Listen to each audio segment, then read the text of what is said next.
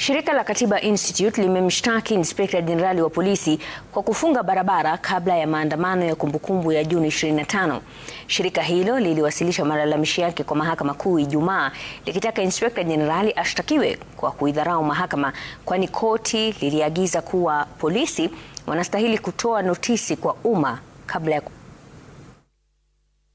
Shirika la Katiba Institute limewasilisha kesi mahakamani dhidi ya Inspekta Jenerali wa polisi kufuatia vizuizi vya barabarani vilivyowekwa kabla ya maadhimisho ya Juni 25 ya maandamano ya Gen Z.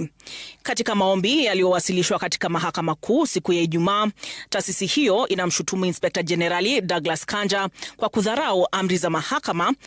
kwa kuidhinisha kufungwa kwa barabara licha ya kuwepo kwa amri zinazokataza hatua hiyo bila kutoa taarifa kwa umma mapema. Katiba Institute inadai kuwa Inspekta Jenerali alikiuka amri ya muda iliyotolewa katika kesi ambayo taasisi hiyo iliwasilisha mwaka jana, iliyozuia polisi au maafisa wake kuweka vizuizi katikati ya jiji la Nairobi na kwenye barabara yoyote ya umma bila kutoa taarifa ya awali kwa wananchi. Taasisi hiyo pia inasema kuwa kauli ya Waziri wa Usalama Kipchumba Murkomen kwamba shughuli za biashara zingeendelea kama kawaida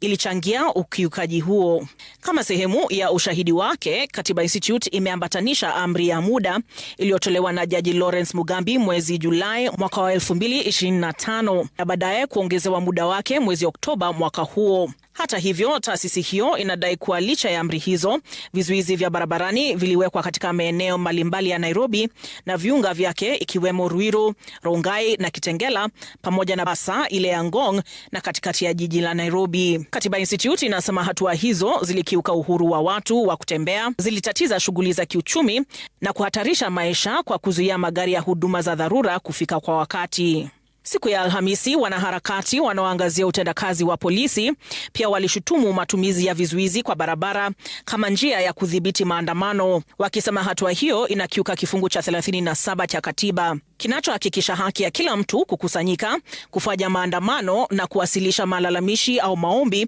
kwa njia ya amani bila kubeba silaha. Olive Barrows, Runinga ya Citizen.